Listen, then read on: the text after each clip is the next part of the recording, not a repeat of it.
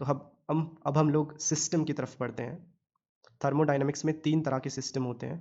पहला है open system, दूसरा है क्लोज्ड सिस्टम और तीसरा है आइसोलेटेड सिस्टम। तो हम इन सिस्टम्स को भी इन 2 पिक्चर्स की हेल्प से समझते हैं। तो एक बार इस पिक्चर 2 को आप लोग देखिए। ये जो हमने नोजल देखा है, इसमें फ्लूइड का जो फ्लो है वो इस एरो के डायरेक्शन में हो रहा है। तो ये जो सिस्टम की बाउंड्री है उसको क्रॉस कर रहा है। End of course fluid is a mass, fluid एक मास है।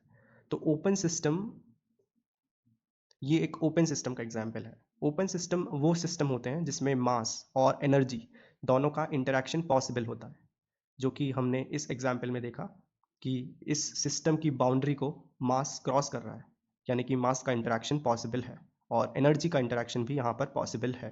तो ये एग्जाम्पल है एक ओपन सिस्टम का। अब हम लोग पिक्चर 1 को देखते हैं। यहाँ पर जो अंदर गैस प्रेजेंट है वो गैस एग्जिट नहीं कर पा रही है, आप देख सकते हैं किसी भी पॉइंट से।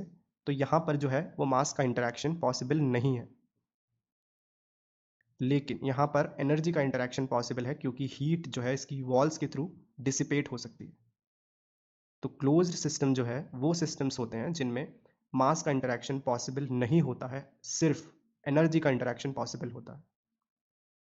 तीसरा जो है आइसोलेटेड सिस्टम, ये वो सिस्टम्स है जिनमें मास और एनर्जी दोनों का इंटरेक्शन पॉसिबल नहीं होता है।